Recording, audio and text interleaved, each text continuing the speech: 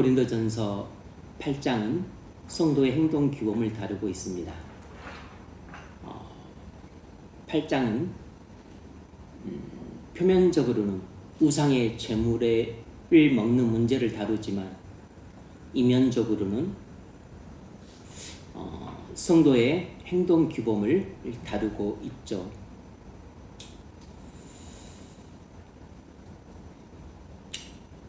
당시 고린도는 신전을 중심으로 우상 숭배가 성행했기 때문에 고린도 교인들 사이에 우상에게 제물로 바쳐진 고기를 먹는 문제가 크게 이슈가 되었습니다. 바울은 우상의 제물의 문제는 지식의 차원에서 끝낼 문제가 아니고 궁극적으로 사랑의 차원에서만 올바르게 해결될 수 있는 문제라고 말하고 있습니다. 우상의 제물을 먹는 문제는 기독교 신앙에서 사소하고 지엽적인 문제입니다. 그러니까 사소하고 지엽적인 문제를 해결할 때는 단순히 그 사소하고 지엽적인 문제에 대한 율법적인 지식의 차원에서만 문제를 해결하면 안 되고 그 율법적인 지식의 차원을 넘어서서 궁극적으로 사랑의 차원에서 그 문제를 접근할 때 올바르게 해결할 수 있다는 점을 강조하고 있습니다. 그것이 그리스도인의 생활 원칙이라는 것이죠. 오늘 본문은 일부 고린도 교인들만 알고 있는 지식의 내용을 말하고 있습니다.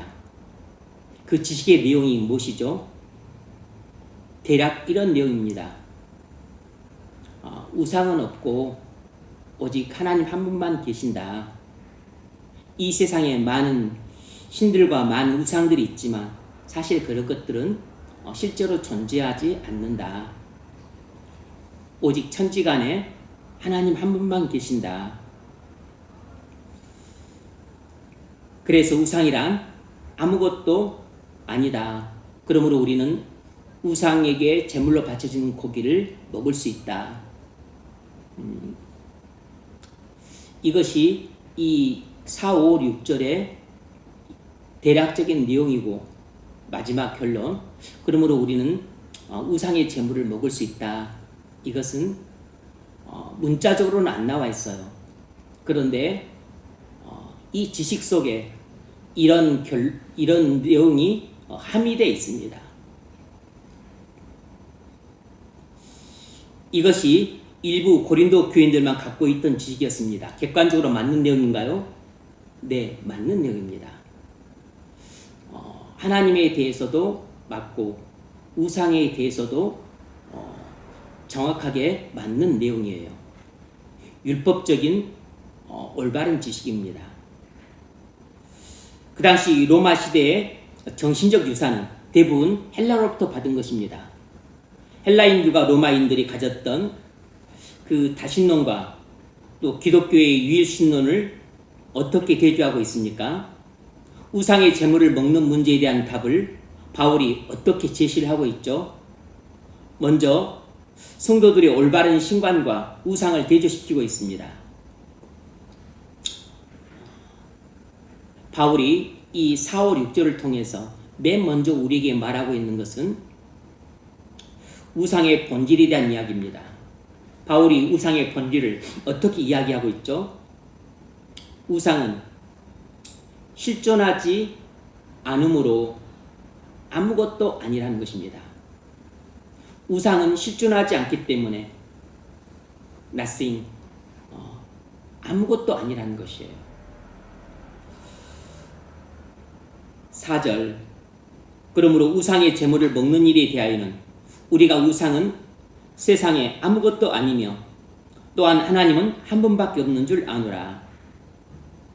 바울이 우상의 제물의 본질을 말하고 있습니다. 우상은 이 세상에 실존하지 않기 때문에 아무것도 아니라는 것입니다.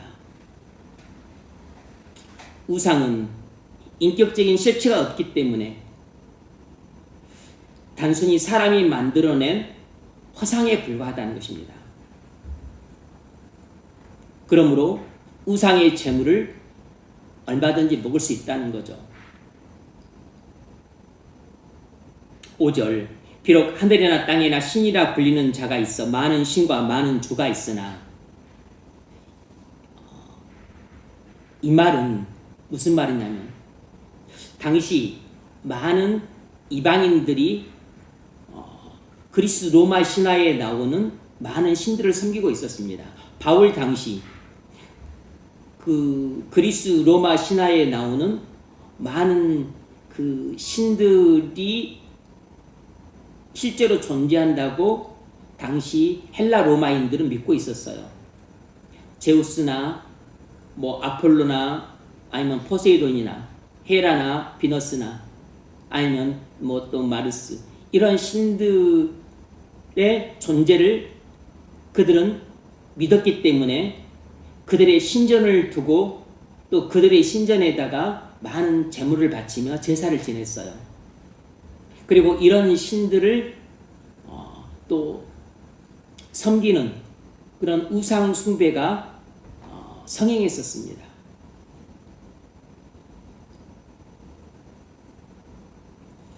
그런데 바로 이방인들이 경배했던 이런 신들은 실존하지 않는 허상에 불과한 우상들이고, 그들을 섬기는 것은 우상 숭배라고 말하고 있는 겁니다.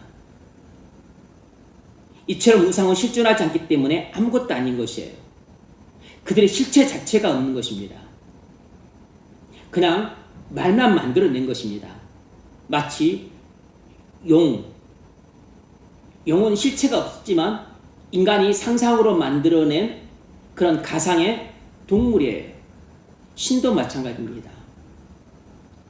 제우스나 아폴로나 포세이돈이나. 그러므로 실제로 존재하지도 않는 가상의 신에 불과한 그런 우상을 숭배하는 것이 얼마나 어리석은 일입니까? 그것은 인간이 만들어낸 조작에 속아 넘어가는 것이죠. 그건 사기에 속아 넘어가는 것과 같은 것입니다. 이런 신들은 전부 인간이 구하는 신이기 때문에 인간적인 신들이에요. 인간적인 신들의 특징이 뭐냐면 마치 인간처럼 마음에 들면 기뻐하고 마음에 안 들면 화를 낸다는 것입니다. 그래서 마음에 들면 기뻐서 선물을 주고 마음에 안 들면 막 변덕스럽게 화를 내고 막 성을 내서 재앙을 내리고 벌을 주는, 이런 변덕스럽고 공포스러운 그런 존재가 바로 그리스 로마 신화에 나오는 이런 신들이에요. 인간이 만들어내는 이런 인간적인 신들의 특징은 대부분 좀 변덕스럽고 까탈스럽고 그리고 자기 기분대로 행하는 이런 공포스러운 존재예요.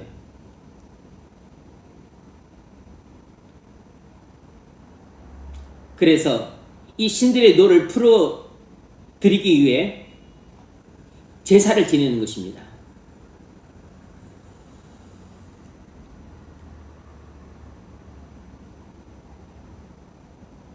가상의 신들이 화가 나서 재앙을 내리는 것을 두려워해서 제물을 바쳐 그의 마음을 풀어줌으로 재앙을 미연에 방지하는 것이죠. 그래서 그런 것은 어느 나라든지 있습니다. 우리나라에도 어부들이 추로하기 전에 바닷가에서 영하게 고사를 지내죠.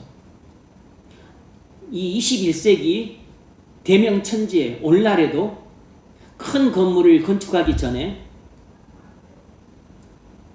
터에 모여서 상을 차려놓고 고사를 지냅니다. 재앙이 발생하지 않도록.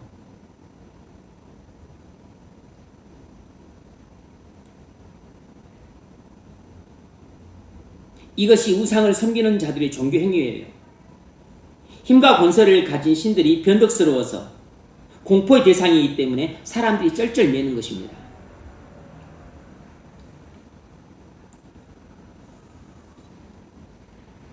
바울은 말하기를 이런 신들은 실제로 존재하지 않는다는 것입니다. 제우스나 아폴로나 포세이돈이 존재하지 않는 것처럼 무슬림이 믿는 알라도 존재하지 않고 힌두교인들이 믿는 그 수많은 신들, 뭐 브라흐마나 아니면 비슈누나 아니면 시바, 이런 신들, 수없는 많은 이름을 가진 신들이 있지만 실제로는 존재하지 않습니다. 그렇다고 사단과 악령이 존재하지 않는다고 오해해서는 안 돼요. 성경은 사단과 악령이 존재한다고 분명히 말하고 있습니다. 하지만 제우스나 포세이돈이나 아폴로나 아니면 알라나 아니면 브라마나 비슈누나 시바, 이런 것들은 인간이 만들어낸 신이기 때문에 실존하지 않는 것이에요.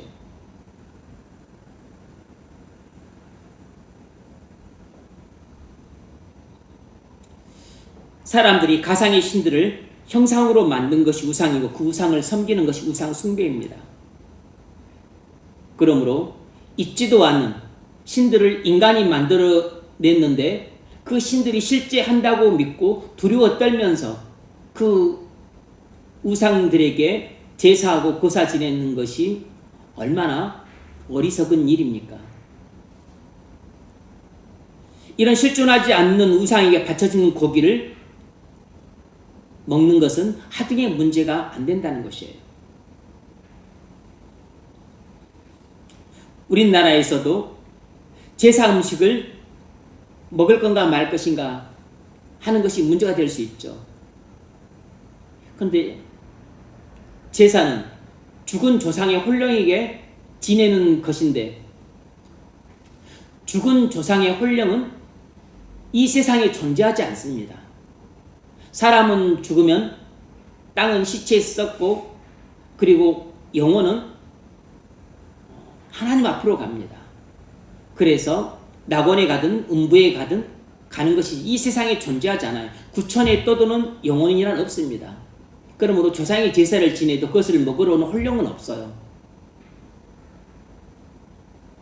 그러니까 결국 우상에게 제사를 지내고 있는 꼴인데 실제로 존재하지 않기 때문에 제사 음식은 얼마든지 먹어도 됩니다.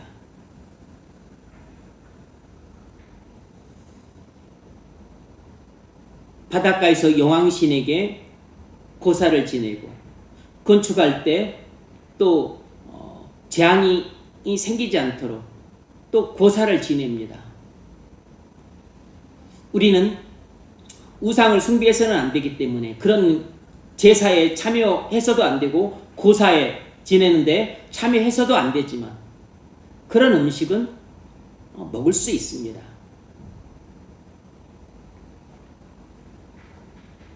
왜냐하면 영왕이나 또 무슨 천지신명이 존재하지 않기 때문에. 이 세상에는 영왕이나 천지신명은 없고 제우스나 아폴로나 포세이돈도 없고 브라마나 비슈누나 시바도 없어요. 알라도 없습니다. 오직 천지간에 존재하는 것은 하나님 한 분밖에 없습니다. 하나님은 이런 우상들과는 전혀 다른 분이에요. 오직 천지간에 존재하는 유일한 신은 하나님 한 분이신데 그 하나님은 인간이 만들어낸 우상들과는 전혀 다릅니다. 6절, 우리에게는 한 하나님 곧 아버지가 계시니 우리가 믿는 하나님은 아버지세요. 아버지란 말은 인간이 고안해낸 수많은 신들과는 다르다는 뜻입니다. 인간이 고안해낸 신들은 자기 기분에 따라서 재앙과 복을 주기도 하고 거두기도 하는 변덕스럽고 공포스러운 존재들입니다. 그래서 우리가 그들의 기분이 상하지 않도록 달래줘야 되고 눈치를 봐야 되는 존재들이에요. 그래서 형식적으로 드리는 제사가 중요합니다. 그런 신들과는 인격적인 관계를 맺을 수가 없어요. 하지만 우리는 하나님 아버지와 인격적 관계를 맺고 있습니다. 아버지와 자녀라는 인격적 관계를 맺을 수 있는 신은 오직 이 세상에 살아계신 하나님 한 분뿐이에요. 이슬람교에서도 알라를 아버지라고 부르진 않아요. 제우스나 또 아폴로나 포세이돈이나 아버지라고 부르지 않습니다. 어떤 종교에서도 그들이 믿는 신을 아버지라고 그렇게 믿지 않아요. 인격적 관계가 아닙니다. 그런데 우리가 믿는 하나님은 독생자 예수의 피로 말미암아 우리를 값주고 사서 하나님은 그리스도 안에서 우리를 자녀로 삼으셨어요. 그래서 하나님과 우리는 아버지와 자녀의 관계입니다. 인격적인 관계예요. 이 말은 사랑의 관계란 뜻이고, 그리고 그 사랑은 끊을래야 끊을 수 없는 사랑의 관계고 완전한 사랑의 관계라는 것입니다. 완전한 인격적인 관계라는 것이에요. 그래서 많은 이방인들이 그들이 섬기는 우상과는 차원이 다른 것입니다.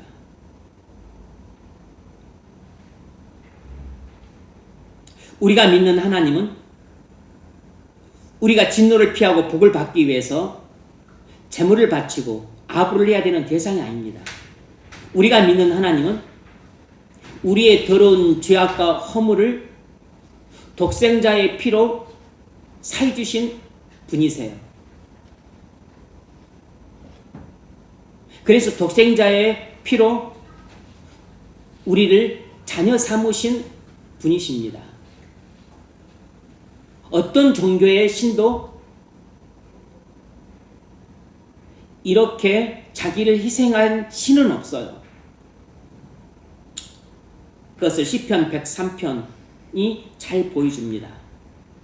10절 우리의 죄를 따라 우리를 처벌하지는 아니하시며 우리의 죄악을 따라 우리에게 그대로 갚지는 아니하셨으니 이는 하늘이 땅에서 높음같이 그를 경외하는 자에게 그의 인자하심이 크심이로다.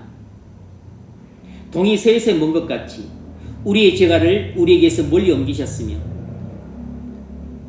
13절 아버지가 자식을 긍휼히 여긴 같이 여호와께서는 자기를 경외하는 자를 긍휼히 여기시나니 이는 그가 우리의 체질을 아시며 우리가 단지 먼지 뿐임을 기억하심이로다. 하나님은 우리를 어떻게 대하셨습니까? 우리의 죄를 따라 처치하지 아니하시고 우리의 죄악을 따라 심판하지 않으셨다는 것입니다. 그것은 아버지가 자식을 불쌍히 여긴 같이 하나님께서 우리를 불쌍히 여기셨기 때문이라는 것이에요. 하나님이 우리의 체질을 아시고 우리가 단지 흙으로 지어진 먼지에 불과한 존재임을 아시고 긍휼히 여기셔서 우리의 죄악을 당신의 은혜로 용서해 주셨다는 것입니다. 독생자의 피로 값없이 용서해 주셨다는 것이에요. 먼지에 불과한 우리를 하나님께서 독생자의 피로 자녀 삼으신 것입니다. 바울이 하나님을 굳이 아버지라고 부르고 있는 것은 그것은 자식을 아버지만큼 사랑할 수 있는 존재가 없기 때문이에요. 그래서 죄인된 우리에 대한 하나님의 사랑을 강조하고 표현하고 싶어서 하나님을 아버지라고 표현하고 있는 겁니다. 마태복음 7장 9절에서 예수님이 하나님 아버지의 사랑을 이렇게 묘사했습니다. 너희 중에 누가 아들이 떡을 달라는데 돌을 주며 생선을 달라는데 뱀을 줄 사람이 있겠느냐? 너희가 악한 자도 좋은 것을 자식에게 줄 알거든. 하물며 하늘에 계신 너희 아버지께서 구하는 자에게 좋은 것을 주시지 않겠느냐. 아니, 허물 많고 죄인된 육신의 아버지도 자기 자식한테는 좋은 것을 주려고 그렇게 애를 쓰는데, 하물며 인자와 자비와 긍휼이 풍성하시고 완전한 사랑을 갖고 계신 하늘에 계신 하나님 아버지가 자신의 독생자를 보내주기까지 사랑한 우리를 얼마나 사랑하겠느냐라고 말씀하신 겁니다. 절대로 자식은 부모가 베푼 만큼 부모에게 갚을 수 없습니다.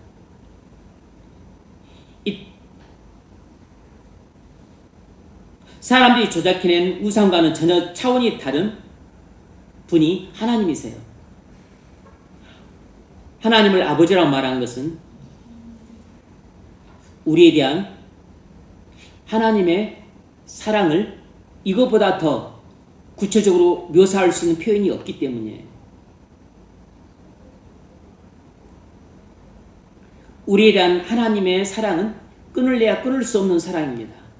그래서 우리를 자녀라고 부르고 하나님을 아버지라고 부르고 있는 겁니다. 하나님을 아버지라고 부르고 우리를 자녀라고 부를 때는 우리에 대한 하나님의 사랑은 그 무엇으로도 끊을 수 없다는 것이에요. 하나님이 우리를 얼마나 사랑하시는가를 형언하기 어렵기 때문에 이 두 가지 용어, 아버지와 자녀라는 이 두 가지 용어로 모든 것을 함축하고 있는 겁니다. 여러분, 이 세상에 신은 오직 하나님 한 분뿐입니다. 나머지 신들은 전부 존재하지 않아요. 인간이 머리로 만들어낸 신입니다. 두려움에 사로잡혀서 공포로 인해 사단에게 속아서 인간이 그냥 창작해낸 가상의 존재예요. 다시 말하지만 사단과 악령들은 존재합니다. 특히 악령과 접신해서 또 악령을 받은 그런 무당들은 실존합니다. 그들은 악령과 교통을 하고 그들은 사단의 하수인들이에요. 이런 존재들은 존재하는데 그리스 로마 신화에 나오는 여러 신들, 그런 것은 존재하지 않는다고. 힌두교가 믿는 브라마구나, 비슈누나 아니면 또 시바나, 힌두교에서는 신들이 2만 개, 3만 개 정도 된다고 해요. 그런 신들은 존재하지 않는다고. 알라는 존재하지 않아요. 불교에서 믿는 불상, 그것은 시타르타가 돌을 닦고 부처가 되었다고 해서 그 부처의 형상을 만든 것이 불상입니다. 엄밀하게 말하면 그냥 돌을 터득한 부처의 형상을 만든 게 불상이에요. 엄밀하게 말하면 신은 아니에요. 그냥 돌을 닦은 부처, 인간에 대한 형상입니다.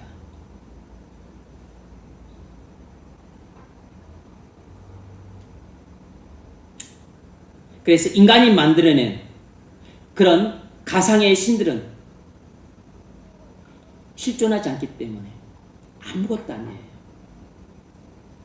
그래서 지식적인 측면에서만 보자면 우상에게 제물로 바쳐지는 고기는 얼마든지 먹을 수 있습니다.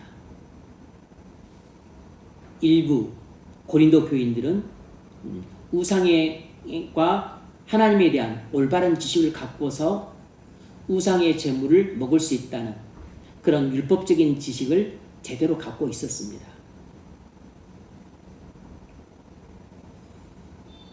바울은 또 무엇을 말하냐면 하나님은 창조주라는 사실을 말해요. 6절, 그러나 우리에게는 한 하나님 곧 아버지가 계시니 만물이 그에게서 났고. 하나님이 창조주시라는 것입니다. 하나님이 천지 만물을 창조하셨다는 것이에요. 모든 만물이 창조주 하나님으로부터 나왔다는 것입니다. 사람들이 우상을 만들고 제사하는 이유가 무엇입니까? 자신들의 필요 때문이에요. 자기 스스로는 자신의 필요를 채울 수 없기 때문에 뭔가 자기보다 훨씬 우월한 존재, 이런 신들이 있을 거라고 믿고 그런 신들을 만들어내서 그런 신들에게 자신이 필요로 하는 것을 구하는 것입니다. 당신은 권세와 능력이 있으니까 내가 구할 수 없는 이것을 줄 수 있겠죠. 바다에서 파도가 흉흉한데 이러다가 배가 침몰해서 빠져 죽는데 바다의 신이 있을 것이기 때문에 그 이름을 포세이돈이라고 부르자. 포세이돈한테 제사를 지내고 제물을 바치면 흉흉하는 파도를 잠잠케 해서 우리를 안전히 목적지까지 당도하게 해주겠지. 이렇게 생각해서 구하내는 것이 바로 포세이돈이라는 신이라는 것이에요.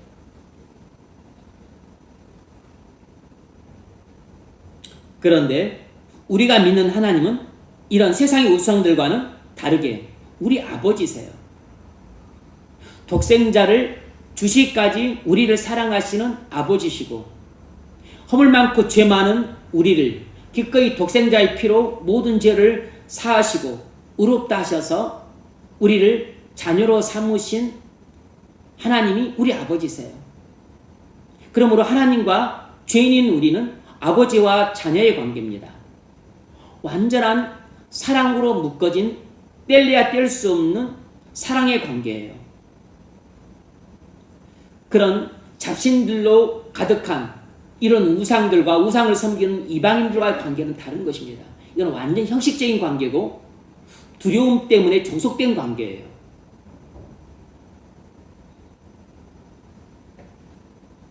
우상은 사람들의 필요를 위해 만들어진 것이기 때문에 필요가 없어지면 우상의 존재도 없습니다. 옛날엔 삼신 할머니를 믿었어요.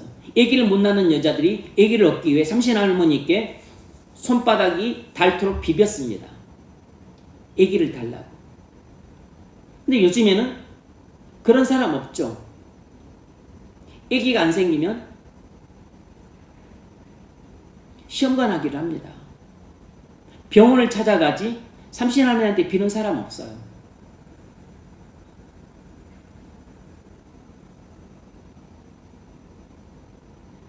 우리 신앙의 가장 큰 약점 중에 하나는 하나님을 찾을 필요가 점점 없어진다는 것입니다. 세상적인 필요가 많을 때는 하나님을 많이 찾았었는데 이제는 세상적인 필요들이 상당 부분 채워졌기 때문에 예전처럼 그렇게 애타게 하나님을 찾지 않습니다.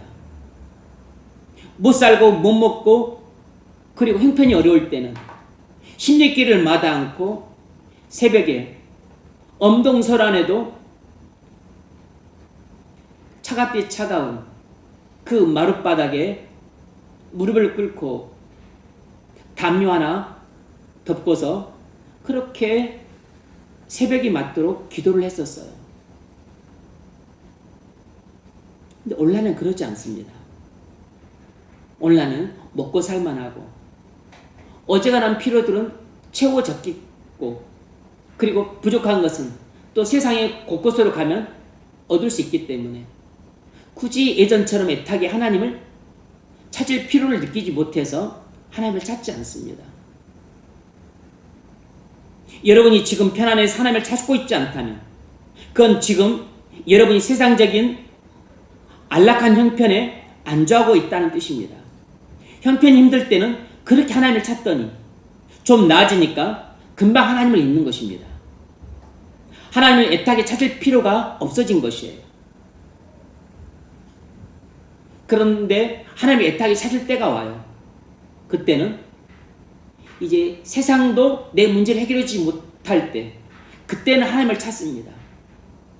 돈이 내 문제를 해결하지 못하고 병원도 내 문제를 해결하지 못하고 세상의 어떤 것도 내 문제를 해결해 줄 수 없는 상황에 왔었을 때 그때가 되면 이제는 누가 시키지 않아도 하나님 앞에 나갑니다. 누가 등 떠밀지 않아도 새벽을 깨웁니다. 하나님께서 끊임없이 우리에게 무엇을 요구하십니까? 세상으로부터 나오라는 것이에요. 무슨 말이냐면 바벨론 같은 세상에 편안하고 즐겁고 풍족한 삶에 안주하지 말고 하나님의 은혜 없이는 단 하루도 살 수 없는 가나안 땅에 머물라는 것입니다. 무슨 말이죠? 이 말은 세상에 거하지 말고 그리스도 안에 거하라는 말이에요. 세상에 거하면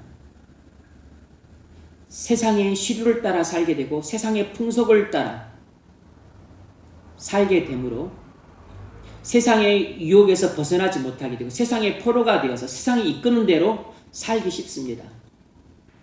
세상이 이끄는 대로 자식들을 양육하고 세상이 이끄는 대로 직업을 선택하고 세상이 이끄는 대로 결혼을 하고 세상이 이끄는 유행의 방식을 따라 삶을 살게 되는 것이에요. 그것은 그리스도 안에 거하는 삶이 아닙니다. 교회를 다녀도 신앙을 갖고 있어도 그것은 바벨론 세상 속에서 안주하는 삶이에요.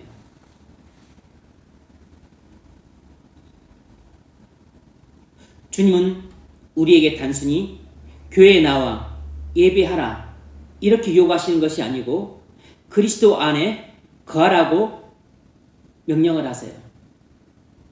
요한복음 15장 4절에서도 주님이 이렇게 우리에게 명령하셨습니다. 내 안에 거하라. 그리하면 나도 너희 안에 거하리라.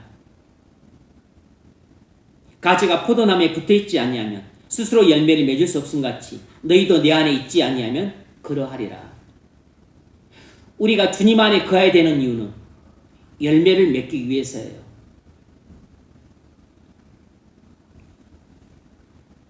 그런데 우리는 그리스도 안에 거하기보다는 세상에 거하고 싶어 합니다. 왜냐하면 세상이 우리에게 주는 달콤함과 풍조감이 크기 때문이에요. 우리 육신의 욕망을 만족시켜 주기에는 세상만한 것이 없기 때문입니다.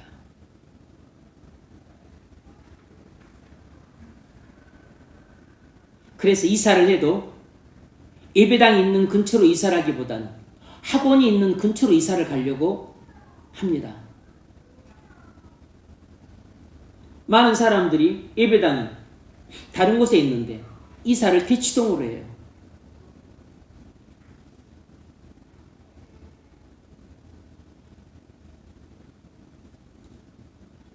그건 그리스도 안에 거하고 있는 삶의 모습이 아니고 세상 안에 거하고 있는 삶의 모습입니다. 유명한 학원과 근처에 자리를 잡고 자식을 학원에 보내기 쉽게 내 살게 되면 더 좋은 대학에 자녀들이 지나갈 수 있다는 것이죠. 그러면 더 좋은 직장을 얻을 수 있고 그러면 더 나은 풍족한 삶을 살 수 있고 그러면 더 여유롭고 풍족한 삶을 살 수 있다고 믿기 때문이에요. 그것도 하나의 신앙입니다.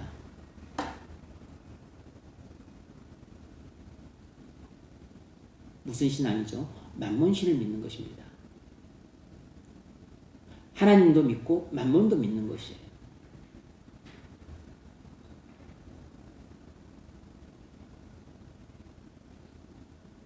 그래서 우리는 세상을 떠나 그리스도 안에 거하기보다는 세상에 거하면서 하나님을 이용해서 자신이 원하는 것을 얻어내려고 합니다. 그러면서도 때가 되면 또 수능을 보게 되면 나와서 또 하나님께 기도를 이제 해야 되죠. 왜냐하면 점수 잘 받기 위해서 또 수시를 보거나 또 논술을 볼 때 또 기도를 해야 됩니다. 또 실수하지 않고 논술을 잘 보도록 자신이 필요한 것이 있을 때는 하나님을 이용해서 원하는 것을 얻어내려고 합니다. 우리는 하나님을 이용해서 세상에서 우리의 삶의 형편을 더 낫게 만들려고 하는 경향이 있습니다. 이것이 바로 우상 숭배와 다를 바가 없는 것이에요. 그것은 하나님을 우상의 수준으로 전락시키는 타락한 신앙입니다. 세상에 거한 사람과 그리스도 안에 거한 사람의 차이를 예수님이 이렇게 말씀하셨어요. 요한복음 15장 6절 사람이 내 안에 거하지 아니하면 이 말은 너희가 세상에 거하면 이런 뜻인 거죠. 가지처럼 밖에 버려져 마르나니 사람들이 그것을 모아다가 불에 던져 사르느니라. 주님 안에 거하지 않고 교회를 다니면서도 바벨론 같은 세상 안에 거하는 삶을 살게 되는 사람은 결국 심판날 쭉정이라 판국정되어서 밖에 모아져서 불에 태워져 사라진다는 것입니다. 하나님의 심판을 피할 수 없다는 것이에요. 너희가 내 안에 거하고 내 말이 너희 안에 거하면, 무슨 말이죠? 너희가 내 안에 거하면, 우리가 그리스도 안에 거하는 삶을 살게 되면 무엇인지 원하는 대로 구하라. 그리하면 이루리라. 기도가 응답받는다는 것입니다. 뿐만 아니라 너희가 열매를 많이 맺으면 네 아버지께서 영광을 받으실 것이요 너희는 내 제자가 되리라. 그리스도 안에 거하는 사람이야말로 진짜 그리스도인이고, 그리고 살 때 많은 열매를 맺게 된다는 것입니다. 어떤 열매를 맺죠? 사랑의 열매, 희락의 열매, 화평의 열매를 맺는다는 것이에요. 평강의 열매, 오래 참음과 자비와 양선의 열매를 맺는다는 것이에요. 그리고 그런 삶이 창조주이시고 우리 아버지 되신 하나님께 영광이 된다는 것입니다. 내 아버지께서 영광을 받으실 것이요. 창조주이시고 아버지이신 하나님은 우리가 그리스도 안에 거하기를 바라십니다. 그래야 우리가 지역적인 문제에 있어서는 율법적인 지식의 차원을 넘어서서 사랑의 차원에서 해결할 수 있기 때문입니다. 우리가 그리스도 안에 거하지 않으면 우리가 일상생활 속에서 수많은 사소하고 지역적인 문제들을 접하게 되는데, 그때마다 우리는 어리석게도 맨날 1차원적인 차원에서 생각을 하는 것입니다. 이것이 율법적인 지식의 차원에서 뭐라고 말하는가? 이 1차원적인 지식의 차원에서만 문제를 생각하고, 이것은 하나님이 이렇게 말씀하셨기 때문에 이대로만 하면 된다. 그것만 생각하고 문제를 그런 식으로만 해결하기 쉬워요. 이것은 숲은 보지 못하고 나무 한 그루만에만 집착하는 편협한 시야예요. 나무 한 그루만 붙잡고 신앙생활 하다 보면 정작 숲을 잃게 됩니다. 이런 사소하고 지역적인 문제에 있어서는 성경에서 뭐라고 말하고 있는가 하는 올바른 지식을 아는 것도 필요하지만, 이 지식을 넘어서서 더 중요한 것은 사랑의 차원에서 이 문제를 다루는 것입니다. 그것은 이 지역적인 문제에 대해서 하나님이 이렇게 말씀하시는데, 믿음이 연약한 형제들이 많은 교회에서 이렇게 했었을 때 믿음이 연약한 형제들이 혹 시험에 들게 되지 않을까? 이것을 배려하고 행동하는 것이 사랑의 차원에서 행동하는 것이에요. 그래서 모든 사소하고 지역적인 문제들을 우리가 다룰 때는 이런 단순한 지식의 차원을 넘어서서 반드시 사랑의 차원에서 문제를 해결해야 된다는 것이 바울이 고린도전서 8장에서 가르치고자 하는 교훈이에요. 로마서 14장에서 가르치고자 했던 교훈도 이것입니다. 그런데 우리가 일상생활에서 수많이 부닥치는 이 사소하고 지역적인 문제들을 해결할 때 이렇게 1차적인 지식의 차원에서 문제 해결하지 않고 궁극적으로 사랑의 차원에서 문제를 해결해 가려면 우리가 그리스도 안에 거하는 사람이 되어야 되는 겁니다. 그리스도 안에 거하는 사람이래야만 지식의 차원을 초월해서 사랑의 차원에서 지역적인 문제들을 해결해 갈 수 있는 겁니다. 그런데 우리가 세상에 거하는 삶을 살게 되면 사랑의 차원에서 지역적인 문제들을 해결하기는커녕 오히려 그 지역적인 문제들에 대한 율법적인 지식조차 모르는 경우가 많기 때문에 자기 마음대로 그 문제를 해결하게 되는 것이에요. 제 멋대로, 제 속에 오른 대로 큰 문제를 다루는 것입니다.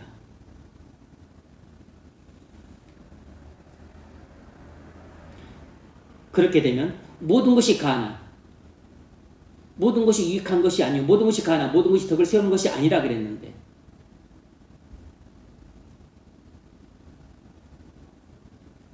세상에 거하는 사람은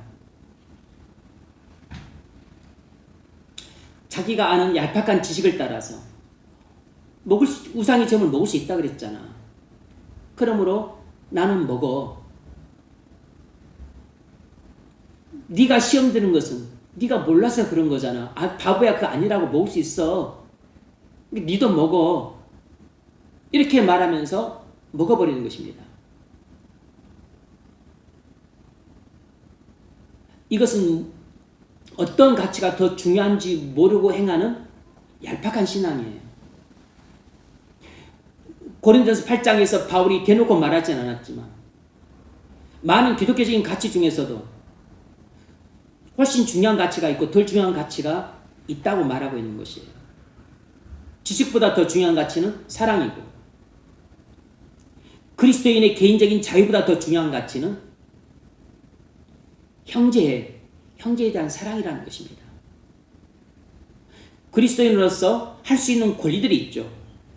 권리보다 더 중요한 가치, 그리스도인 개인의 권리보다 더 중요한 가치는 교회의 덕을 세우는 것이라는 것입니다. 그러니까 지식보다 더 중요한 가치는 사랑이라는 가치고, 나 그리스도인 개인의 자유보다 더 중요한 가치는 형제에 대한 사랑이라는 가치예요. 나 그리스도인 개인의 권리보다 더 중요한 것은 교회의 덕을 세우는 것이에요. 그래서 모든 것이 가하지만 모든 것이 유익한 것이 아닌 것은, 그것이 연약한 성도들에게 은혜가 안 되면 그건 유익한 것이 아니죠. 내가 우상의 재물을 먹을 수 있는 자유가 있지만 그것이 교회의 덕이 안 되기 때문에 먹어서는 안 되는 것입니다. 그래서 다른 형제들에게 유익이 되는가, 이것이 결정 기준이에요. 교회의 덕이 되는가, 이것이 결정 기준입니다. 지식이 결정 기준이 아니라고. 나 그리스도인의 개인의 자유가 결정 기준이 아니에요. 내가 그런 것도 할 수 없습니까? 나 개인 그리스도인의 권리가 결정 기준이 아니고, 이것이 형제를 사랑하는 것인가, 사랑의 동기가 결정 기준이 되는 겁니다.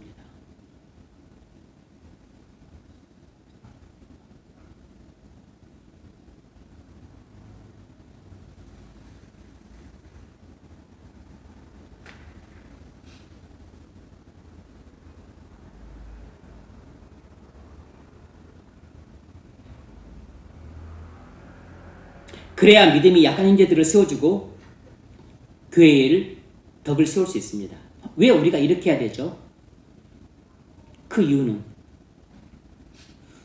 우리가 하나님을 위해 창조되었기 때문입니다. 우리가 그리스도를 위해 만들어졌기 때문에 6절 중반절 만물이 그에서 났고 우리도 그를 위하며, 우리도 그를 위하며, 이 말은 우리가 하나님의 영광을 위해 창조되었다는 뜻입니다. 우리가 그리스도의 구속을 받아 그리스도인의 로서 자유를 갖고 있습니다. 우리가 그리스도의 피로 말미암아 우리가 죄로부터 해방되어서 나는 그리스도인에서 자유를 갖고 있어요. 그런데 그리스도의 피로 말미암아 나를 죄에서 해방시켜서 내게 그리스도에서 자유를 주셨는데, 이 자유는 나의 욕망을 만족시키고 내 권리를 행사하기 위한 자유가 아니고, 이 자유는 왕 되신 주님의 명령에 순종할 수 있는 자유예요.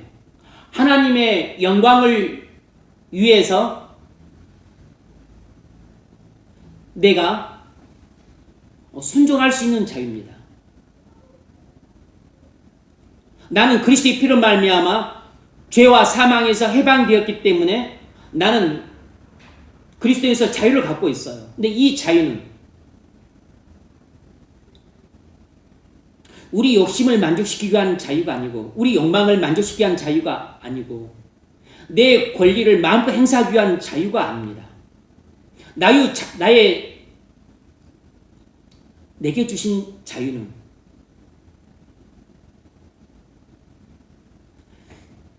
그리스도처럼 십자가의 자원에서 못 박힐 수 있는 자유예요. 하나님의 영광을 위해서 내가 순종할 수 있는 자유입니다. 다른 형제들을 사랑으로 섬길 수 있는 자유예요.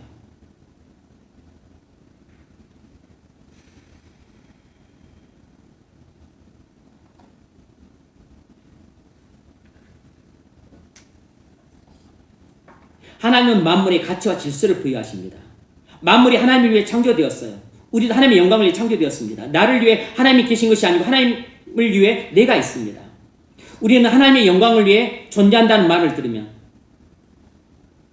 우리는 하나님을 위해서 희생하고 버려져서 하나님만 모든 이익과 존귀를 받고 우리는 다 쓰레기처럼 버려진다는 그런 생각을 혹 할 수도 있는데 그렇지 않습니다. 마치 화가가 헝겊 위에 그림을 그린 것 같아요. 헝겊 조각은 그 자체로서 아무런 가치가 없습니다. 물감도 그 자체로서 특별한 가치가 없습니다. 붓도 특별한 가치가 없어요. 팔레트도 특별한 가치가 없습니다. 그런데 팔레트를 손에 쥐고 붓을 오른손에 쥐고 물감을 묻혀서 그 조그만 헝겊 조각에 그림을 그리기 시작합니다. 그리고 그림이 완성이 돼요. 그럼 하나의 작품이 됩니다. 이 작품은 화가의 이름을 알려주고 화가의 영광을 드러내는 하나의 완성된 작품이에요. 그러면 이 작품이 완성될 때 그림이 그려진 이 하나의 헝겊 조각은 옛날 헝겊 조각과 다른 것입니다. 완성된 그림으로서의 그 영광을 지닌 헝겊 조각이 되었고 화가의 영광을 나타내는 도구로서 이 헝겊 조각이 아주 훌륭하게 쓰여진 것입니다. 평범한 팔레트지만 피카소가 썼던 팔레트라면 경매에서 고가에 팔립니다. 피카소가 붙잡았던 붓이라고 하면 고가에 팔리고 피카소가 사용했던 물감이라고 하면 이것은 유품이 되는 것이에요. 하나님께서 우리를 팔레트처럼 주시고 그리고 우리를 붓처럼 주시고 그리고 우리 물감처럼 쓰시고 우리를 헝겊 조각으로 쓰셔서 영광스러운 하나님 나라의 회복이라고 하는 완성된 그림을 그려가시는 것입니다. 우리가 헝겊 조각으로 쓰였는데 불쾌합니까? 영광이죠. 하나님 손에 붙들린 팔레트가 되었는데 내가 싸구려로 전락했습니까? 영광이죠. 하나님 손에 붙들린 붓이 되었어요. 이보다 더 큰 영광이 어디 있습니까? 우리가 하나님 손에 붙들려서 가난한 사람들 구제합니다. 영광이죠. 하나님 손에 붙들려서 내가 장로로 쓰임받습니다. 내가 권사로 교회를 위해서 기도한 여종으로 쓰임받습니다. 영광이죠.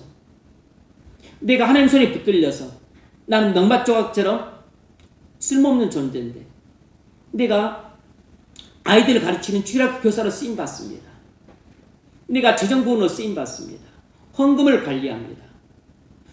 주님의 교회 재정을 관리를 해요. 내가 교인들이 모여서 예배드리는 장소를 위해서 내가 빗자루를 쓸고 씁니다. 진공청소기로 청소기를 돌려요. 헝겊으로 유리창을 닦습니다. 내가 쓰임받고 버려집니까? 하나님께서 쥐고 나를 붓으로 쓰고 계신 것이 팔레트처럼 내가 쓰임받고 있는 것입니다. 값지고 고귀한 섬김인 거죠.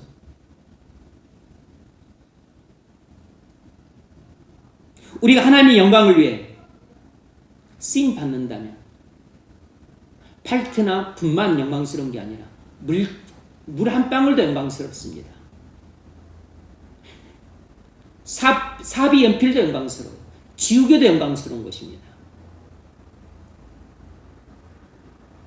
하나님 우리 아버지시지만 우리 필요를 따라 우리가 이용할 수 있는 대상이 아니에요.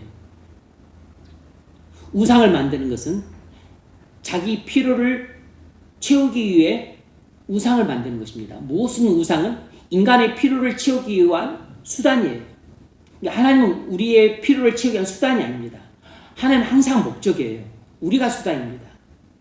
그런데 우상은 항상 우상을 만들려는 사람의 수단이에요. 목적은 우상을 만들려는 자기 자신이 목적이에요. 나를 위해 우상을 쓰는 것입니다. 그런데 하나님과 우리의 관계는 하나님께서 하나님을 위해 나를 쓰시는 것이에요. 목적과 수단이 전도되어 있는 겁니다. 여러분은 여러분을 위해서 하나님을 쓰십니까? 아니면 하나님께서 하나님을 위해서 여러분을 쓰시도록 그리스도 안에 머무십니까? 하나님께서 여러분을 하나님을 위해서 쓰시도록 내어드리는 고자 하는 사람들이 어떤 사람들이냐면 그리스도 안에 거하는 사람들이에요. 내 안에 가라, 나도 너희 안에 가리라. 가지가 나무에 붙어있지 않으면 밖에 버려져 불사름을 당한다고 그랬습니다. 너희가 내 안에 가고 내 말이 너희 안에 가면 열매를 많이 맺나니 아버지께서 영광을 받으실 것이요 너희는 내 제자가 되리라.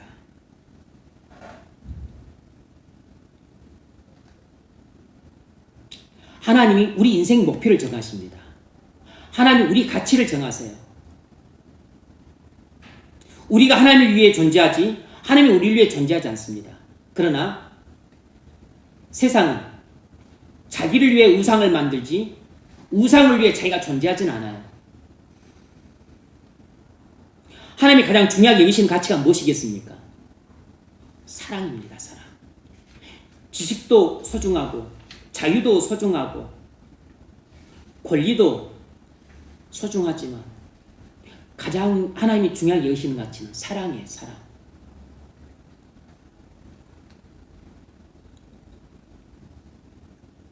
오늘 본문 10절 지식이 있는 내가 우상의 집에 앉아 먹는 것을 누구든지 보면 그 믿음이 약한 자들의 양심이 담력을 얻어 우상의 재물을 먹게 되지 않겠느냐. 바울이 뭘 걱정합니까? 올바른 지식을 가진 형제들이 지식을 따라 우상의 재물을 마음껏 먹으면 믿음이 약한 자들은 그런 지식이 없어서 먹어서는 안 된다는 그런 잘못된 지식을 가진 채 따라서 먹게 되므로 양심을 어기게 된다는 것입니다. 그래서 죄를 짓게 된다는 것이에요. 그래서 강한 내가 약한 형제를 양심을 상하게 하고 죄를 짓도록 이끄는 것이 옳은 일이냐 잘못된 일이라는 겁니다. 그러면 내 지식으로 그 믿음이 약한 자가 멸망하나니 그는 그리스도께서 위하여 죽으신 형제라. 올바른 지식을 가진 믿음이 강한 형제의 문제가 무엇입니까? 지식은 있는데 사랑이 없다는 것입니다. 지식으로만 행하니까 형제들을 실족했다는 것입니다. 만약 그가 지식을 가졌지만 사랑으로 행했더라면 많은 형제들을 실족에 빠뜨리진 않았을 것이라는 것입니다. 그러면 지식을 갖고 있는 올바른 형제에게 부족한 게 뭐예요? 사랑이 부족했던 겁니다. 사랑이. 고린도 교회에 부족했던 게 뭐예요? 지식이 아니고 사랑이 부족했던 겁니다. 그래서 고린도 교회가 엉망진창이 되는 것이에요.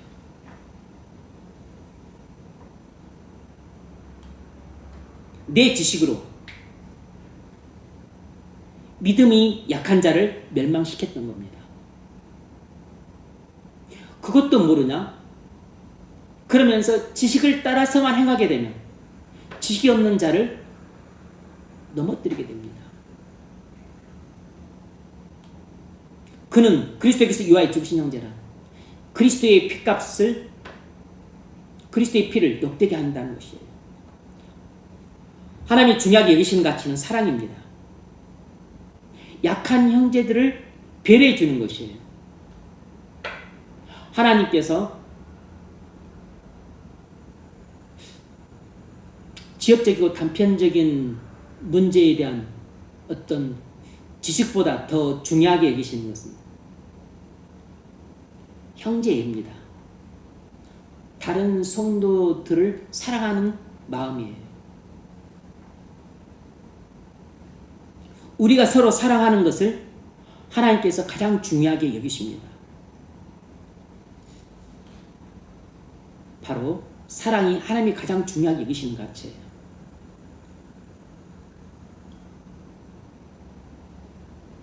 바울이 고린도전서 12장에서 교회에 대해 이야기를 합니다. 그것은 고린도 교회의 교인들이 맨날 개인주의에 빠져서 본인의 자유만 구가하려고 하고 권리만 행사하려고 하고 그리고 지식대로만 행하려고 해요. 그렇게 해서 형제들을 실족시키고 교회 연합을 깨뜨렸어요. 그 교회가 다툼과 분열을 보였습니다. 그래서 교회는 그리스도 안에서 연합된 것이다. 교회는 하나 됐다. 이것을 말한 후에 교회를 하나로 성령 하나 되신 것을 힘써 지키려고 하면 뭐가 필요하죠? 사랑이 필요한 겁니다. 그래서 고린도전서 13장에서 사랑을 말을 하고 있는 것이에요.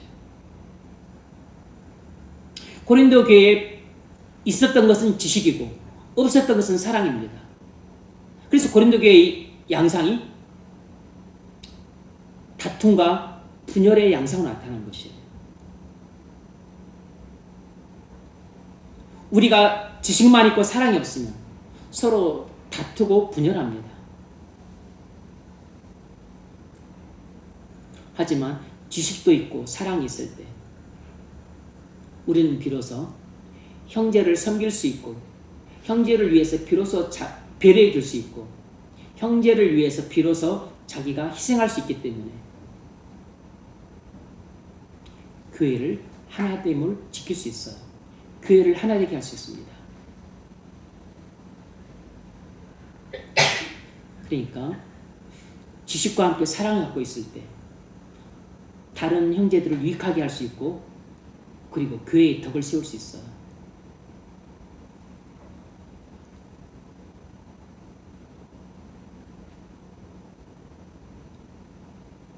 과거에 불교 신자로서 보살이었던 분이 성도가 되었습니다.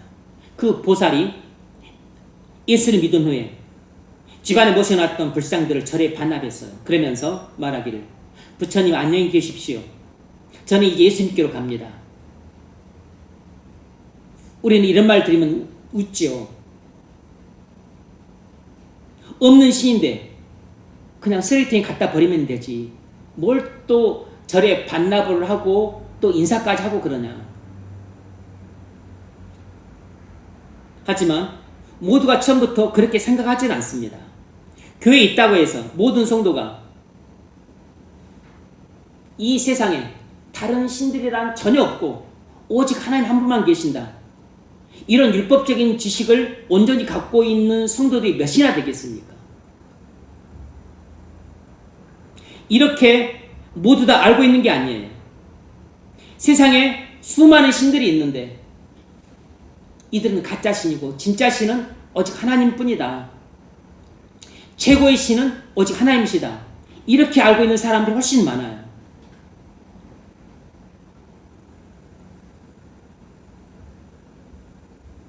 이렇게 신앙생활을 하고 있을 수 있다는 사실을 늘 염두에 두고 우리가 신앙생활을 해야 됩니다.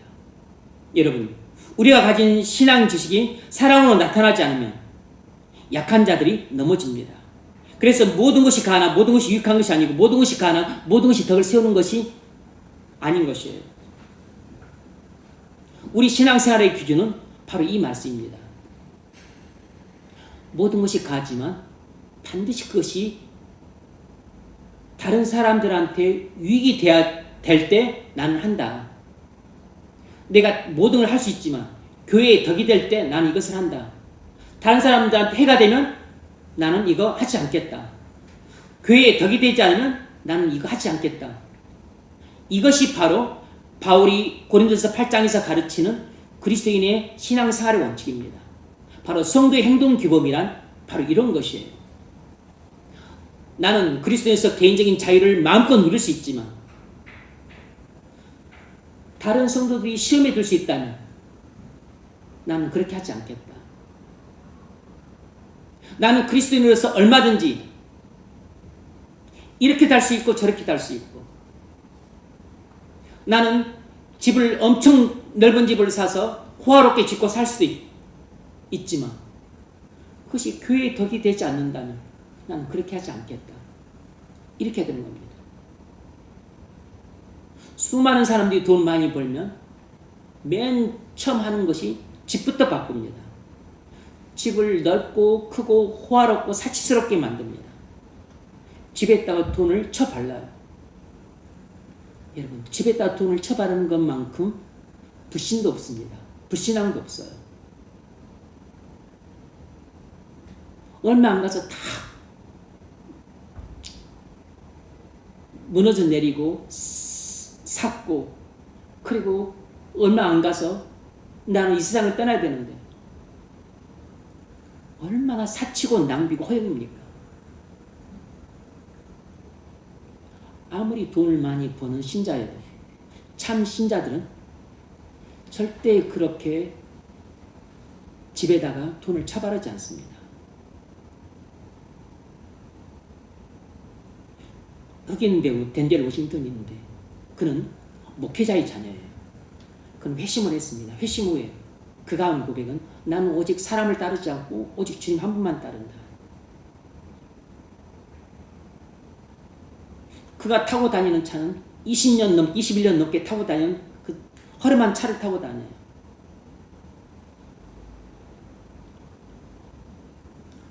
많은 번 돈을 흑인 가난한 학생들을 위해서 장학금으로 내고 또 참전 용사들을 위해서 또 돈을 기부하고 나누고 섬기고 베푸는 데 있습니다. 꼭 굳이 크리스찬 아니어도 의식이 똑바른 사람들은 그렇게 호화로운 집을 짓고 사는데 돈을 처바르지 않아요.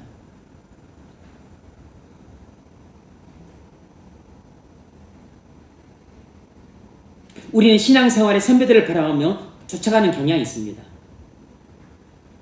내 뒤에도 앞선 나를 보고 신앙의 선배라고 생각하고서 나를 본받으려고 하는 사람들이 있다는 것을 항상 명심해야 됩니다. 단순히 우상이 없다는 지식을 따라서 우상의 재물을 먹는 것이 신앙이 아니고 연약한 자들이 많은 교회 전체를 생각해서 사랑하는 마음으로 우상의 재물을 먹지 않는 것이 그것이 신앙이에요. 머리만 똑똑한 성도의 약점 중 하나는 뭐냐면 그가 단순히 알고 있는 신앙적인 지식이 그를 차갑게 만든다는 것입니다. 아니 그것도 몰라? 이건데? 하면서 지식을 따라서만 행하는 것이에요. 그래서 곧잘 사람을 정죄하고 무시하고 그리고 얕봅니다. 우리가 가진 신앙의 지식과 체험이 우리를 겸손하고 따뜻하게 만들지 못하면 도리어 내가 가진 그 신앙의 지식과 체험이 내 발등을 찍는 도끼가 될 수 있습니다. 내가 가진 신앙의 지식과 그 체험이 도리어 나를 교만하게 만들고 어림덩이처럼 차가운 사람으로 만들어서 오히려 나를 실족하게 만듭니다. 우리가 신앙이 좋으면 우리의 분위기는 항상 겸손하고 그리고 따뜻하고 온유한 모습으로 나타나기 마련이에요. 만일 내가 아직까지도 겸손하고 따뜻하고 또 부드럽고 온유하고 그리고 절제하는 그런 신앙의 분위기가 아니라면 우리는 아직 그렇게 성숙한 신앙이 못된 것입니다. 우리가 마음을 따뜻하게 가지면 우리 눈도 부드러워집니다. 이것은 성도에게 있어 아주 중요한 분위기예요. 잘 알고 오름에도 불구하고 같이 있기가 싫은 사람이 있습니다. 우리가 남에게 어떻게 느껴지고 있을까요? 이런 기준을 갖고 우리 자신을 한번 생각해 볼 필요가 있습니다. 여러분, 누구와 함께 여행을 가고 싶죠? 여행을 같이 간다는 것은 쉬운 일이 아니에요. 한 2박 3일 여행을 감에도 불구하고 마음이 맞지 않은 사람과 가게 되면 2박 3일 동안 자주 다툽니다. 사소한 문제로 엄청 다퉈요. 그 마음이 맞지 않기 때문에 아주 갈등과 긴장 속에서 팽팽한 그 긴장의 분위기 속에서 2박 3일을 보냅니다. 그 얼마나 스트레스를 받습니까? 여러 날을 같이 지내야 됩니다. 여행을 가면. 우리가 누군가 여행을 가려고 할 때 함께 가고 싶은 사람이 떠오릅니까? 어떤 사람이죠? 편한 사람입니다. 편한 사람. 대화가 통하는 사람이에요. 그리고 항상 내 마음을 헤아려주고 내 형편을 이해해주고 그리고 내 의견을 수용해주는 사람이에요. 항상 내게 맞춰주는 사람입니다. 항상 내게 맞춰주려고 하는 사람. 그 사람이 내게 편한 것이에요. 안 그렇습니까? 우리가 왜 엄마가 편하죠? 엄마가 항상 내게 맞춰주거든. 엄마만큼 내게 맞춰주는 사람이 없어. 그러니까 우리는 항상 엄마가 편해. 어렸을 때도 엄마를 찾지만 나이를 먹어서도 엄마를 찾고 심지어는 아기를 낳고 자기 마누라가 있음에도 불구하고 엄마를 계속 찾는 것은 엄마가 편하기 때문입니다. 엄마만큼 나를 맞춰준 사람이 없기 때문이에요. 엄마만큼 따뜻하고 부드러운 사람이 없어요. 엄마만큼 나를 이해해주는 사람이 없어. 엄마만큼 내 편을 들어주는 사람이 없다고. 그래서 우리가 엄마랑 여행 가는 게 제일 편한 것이에요. 여러분은 누구랑 함께 여행을 가고 싶습니까? 우리가 다른 사람들에게 엄마처럼 편안한 마음을 주기는 어려울 겁니다. 다른 사람한테 맞춰주려면 그거 쉽게 안 됩니다. 사랑이 있어야 돼요. 사랑. 그리고 마음이 넓어져야 됩니다. 그 마음이 넓어지고 사랑이 있고 그리고 배를 내주고 이해해 주려면 그게 뭐죠? 그게 신앙 인격이에요. 그게 지식으로 안 되는 겁니다. 맨날 자기 자유만 주장하고 권리만 내세우는 사람은 안 되는 것이에요. 지식이나 자유나 권리로 안 되는 겁니다. 그건 사랑으로만 가능해요. 엄마가 나한테 맞춰주는 것은 나를 사랑하기 때문이라.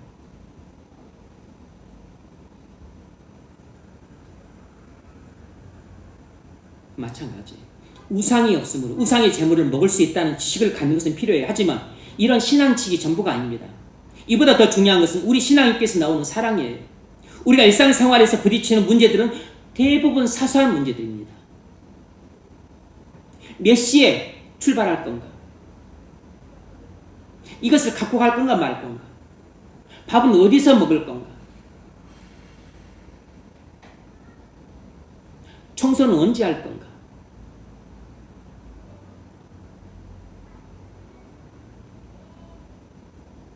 가을 기대에 참석할 건가 말 건가? 사소하고 지엽적인 문제들입니다. 수양에 가서 점심은 생선을 먹을 것인가 막국수를 먹을 것인가? 이런 문제 갖고도 다퉈요.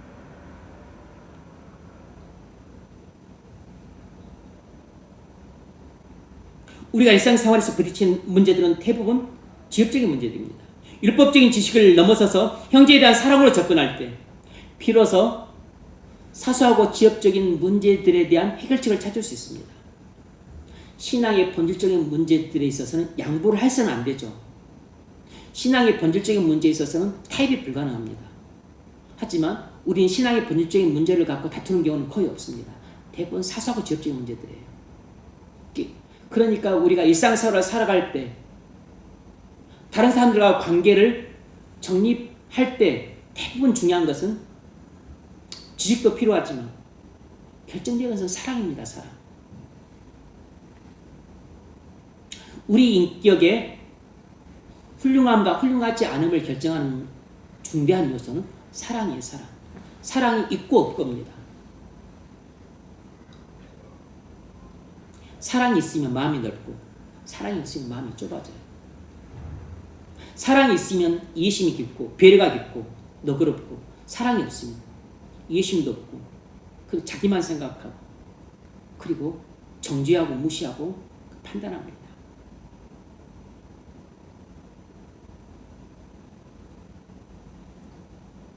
이것이 바울이 우리에게 가르친 기독교 신앙입니다.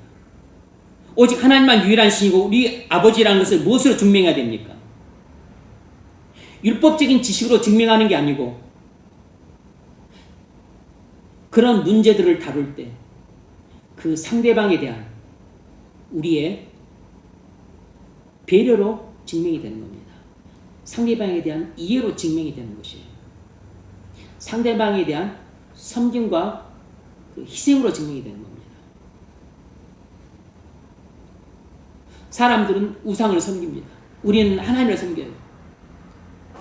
우상은 없고 오직 하나님만 계시고 하나님 우리 아버지라는 것이 말로는 증명이 안 돼요. 그것을 증명되게 하는 방법은 우상을 섬기는 그 못나고 형편없고 어리석은 그들을 우리가 사랑하는 마음이 가득 찬 신앙 인격을 갖고서 그들을 이해해주고 배려해주고 그리고 말없는 시 섬겨줄 때, 그래서 그들이 느낄 때 내가 사랑받고 있구나 이것이 느껴질 때 하나님이 창조주시고 우리 아버지시라는 것이 침묵 가운데 증거가 되는 것입니다. 하나님의 창조주 되신 아버지 되심은 지식으로 증명되는 게 아니고 사랑으로 증명돼요. 우상을 공격하는 것으로 증명하는 것은 유치한 신앙입니다. 난 제사 안 지내. 난 주일에 안 사 먹어. 난 주일에 공부 안 해. 이렇게 부정적인 방식으로는 일부분 증명되는 측면이 전혀 없다고 볼 수 없지만 충분히 증명되지는 않습니다. 부정적인 방식으로는 하나님의 살아계심과 그리고 우리 아버지 되심이 충분히 증명될 수가 없어요. 하나님의 진짜 유일한 신이고 우리 아버지라는 것은 우리 신앙계에서 나오는 사랑으로만 온전히 증명이 됩니다. 하나님의 통치가 우리 인생 속에서 어떻게 나타나고 있는가를 우리 같은 교회에 나오는 연약한 신자들이나 우리 직장에 있는 동료들 그들에게 증명될 수 있는 방법은 사랑밖에 없습니다. 그 사랑이 그들에 대한 이해심으로 나타나고 배려로 나타나고 그리고 섬김으로 나타나고 나눔으로 나타나는 것입니다.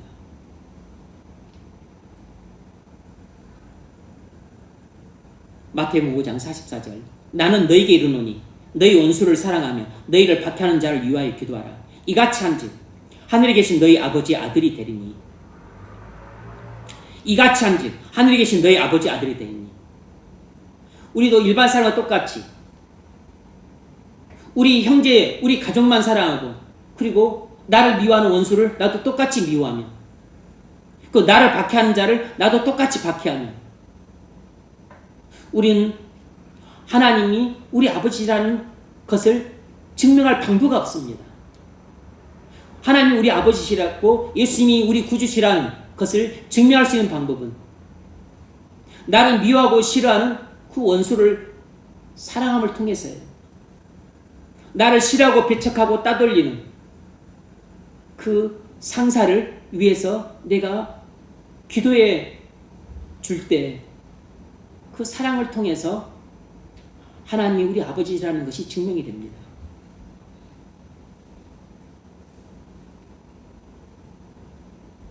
우리가 단순히 우상을 거부하는 것으로는 예수님이 구주시라는 것이 증명되지 않습니다. 우리는 물론 죄를 거부해야 되죠. 더 나아가서 단순한 지식을 초월해서 사랑의 차원에서 사소하고 지엽적인 문제를 다뤄갈 때만 예수님이 나의 진정한 구주시고 나의 왕이시라는 것이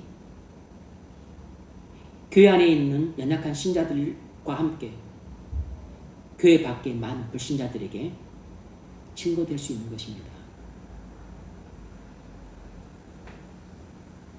말씀 읽겠습니다. 여러분, 하나님이 나의 아버지시고 예수님이 나의 구주이시고 나의 주님이시라는 것은 내가 어떤 문제에 대한 올바른 지식을 알고 있는 것으로 증거되지 않고 그것을 초월해서 누군가를 사랑으로 섬길 때 증거가 됩니다. 내가 마음껏 자유를 누리고 권리를 행사하는 것으로 증거되지 않고 다른 형제들의 유익을 생각하고 연약한 자들을 배려해주고 그리고 교회의 덕을 세우는 것으로 증거가 되는 것입니다.